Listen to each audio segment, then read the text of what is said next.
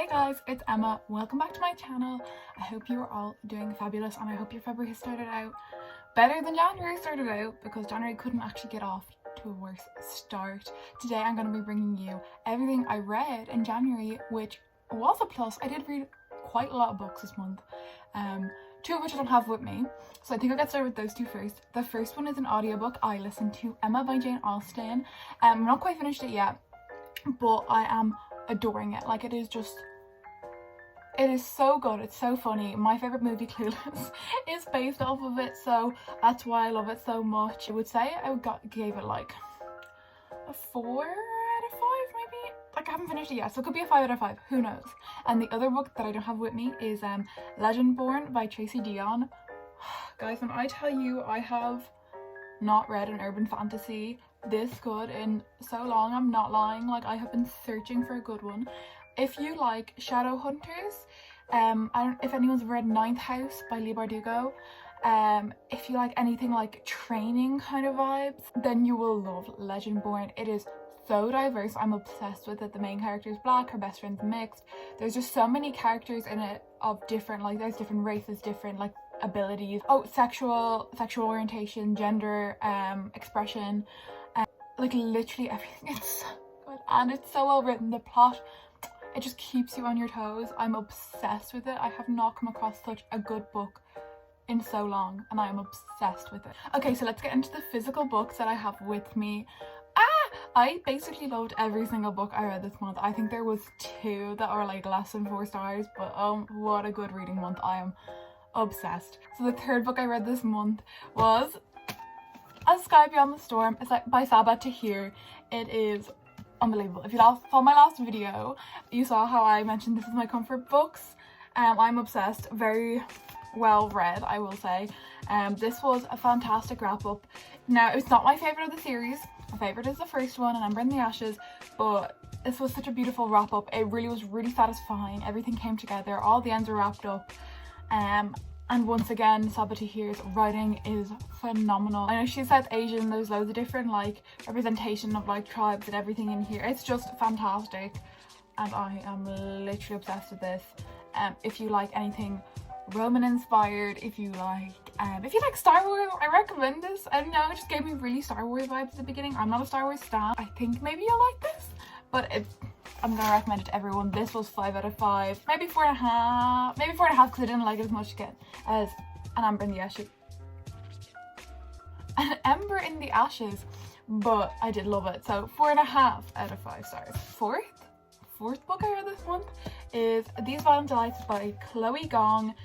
A lot of notes in here. I basically just took notes when the main character, what's her name? Oh, sorry, this is obvious. Her name's Juliet. This is a Romeo and Juliet retelling based in Shanghai in the 1920s. First of all, 1920s I love.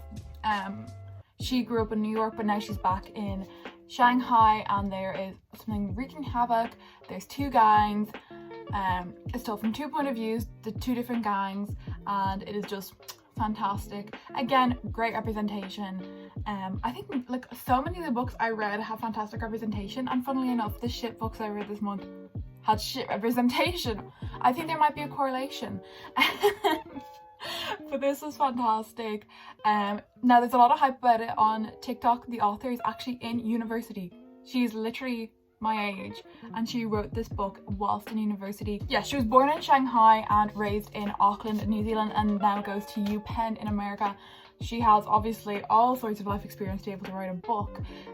Whilst in college, I am so impressed by it.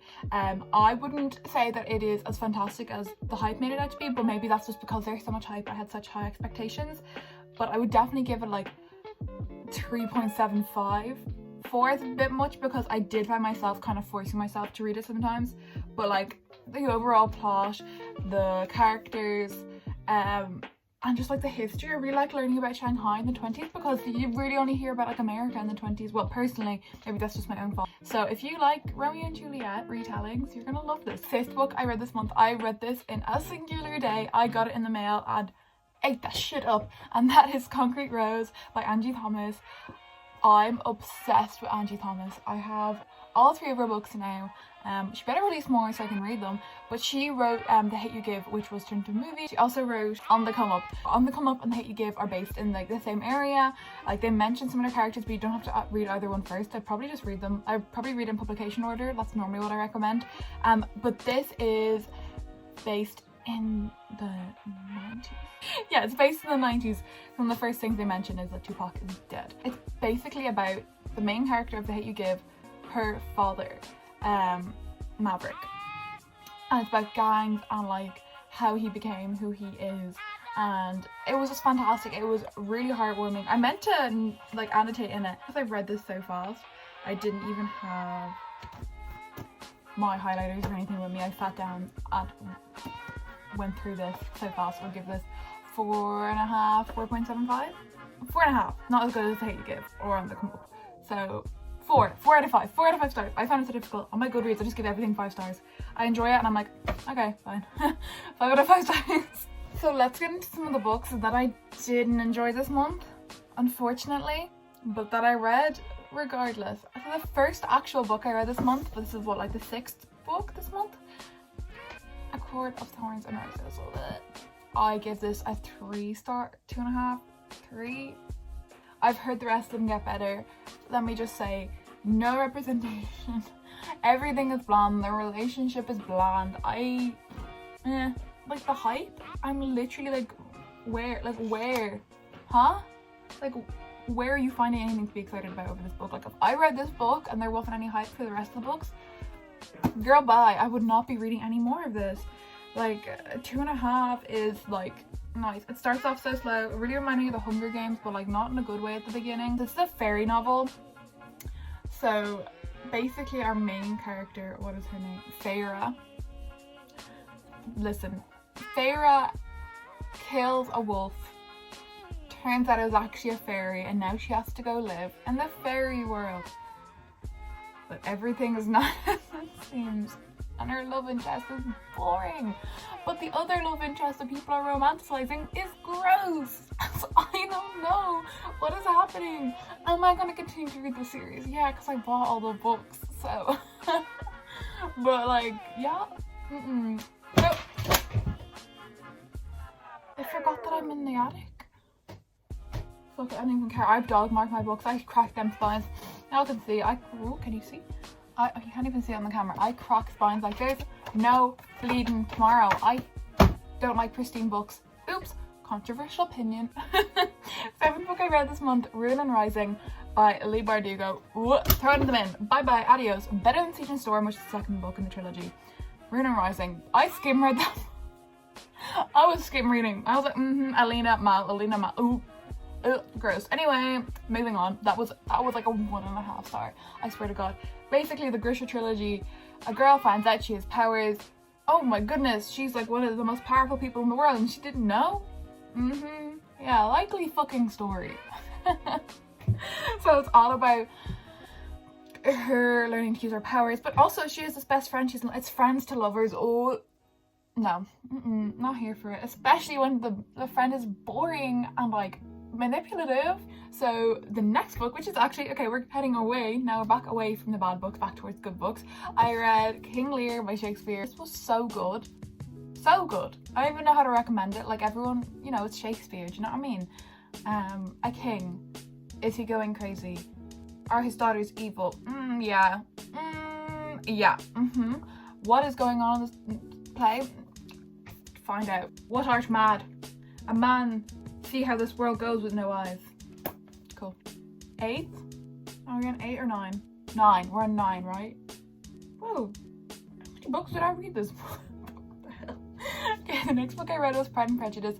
I listened and also read this book. Original Enemies to Lovers. Fantastic. I was laughing through this book. I was expecting to literally be like the whole way through. It's so good. It is so good. I love Lizzie. I love Mr. Darcy. He's kind of a little bit annoying, not gonna lie, like a bit of a simp, but Lizzie's great. I love Lizzie. So 5 out of 5. Controversial, I know. 10th book I read, Red, White and Royal Blue, baby. This book is so cute. If you don't know, get to know. But it is about the President of the United States' son, and then the Prince of Wales, not Charles. Like, this is a different kind of like an alternate universe, I suppose. Believe the hype, believe it, it's worth the hype. A gay love story with a mixed race main character. We faced a load of different struggles, and it was just so beautifully written. And oh, age warning, 18 plus. 18 plus. 18 plus. There's some steamy scenes in this book. I was literally like, am I blushing? Am I blushing right now? Somebody take this away from me. You know when you're reading and you're like around family and you're literally have to... Last book that I read this month, my 11th book, is it? That's kind of crazy. 11 books? Oof. Girl, my goal was like 5. The last book I read, I've been looking forward to reading this book for so long. 6 of Crows. Woo! Woo! Oh my god.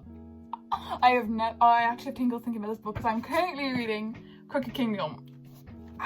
See, I wish I'd annotated this. I'm not sure, like, go back. So the Grishaverse is being turned into a TV show in April, and I read the Grisha trilogy by Lear, the one I hated, the like 1-star book, so I could read these and like understand the world better. And I'm obsessed with the characters in here, and I love like how they tie to each other. The trilogies, like my favorite character gets mentioned or is like in this book and like a tiny bit from the Grishaverse. Obsessed. But this book is basically about a ragtag group of friends like who are living in like a place called Ketterdam. One of the guys is hired for a heist and he picks a team, and basically the story is told from like loads of different members of the team's point of view as they basically go and do an impossible heist. Again, diversity. See, the good books have diversity. Ruin and Rising, does it have diversity? I'm not quite sure. I didn't pay attention to that book at all. Anyway, love it. I love Leigh Bardugo. I thought I would hate her, but Ninth House is also amazing. 6 of Crows. I'm obsessed with it. I need to read King of Scars as soon as possible because I'm obsessed with Nikolai. If you know, you know. If you don't, get to know, you know? Get to know this book.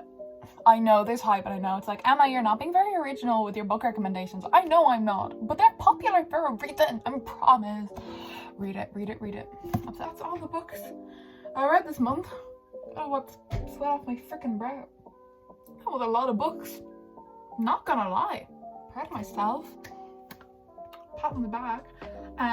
So yeah, if you enjoyed this video, please give it a like, subscribe, turn on the notification bell. I make videos twice a week, hopefully, fingers crossed. I mean, we're in a lockdown, so I have literally no excuse. So yeah, thank you guys so much for watching. I'll see you next time. Bye.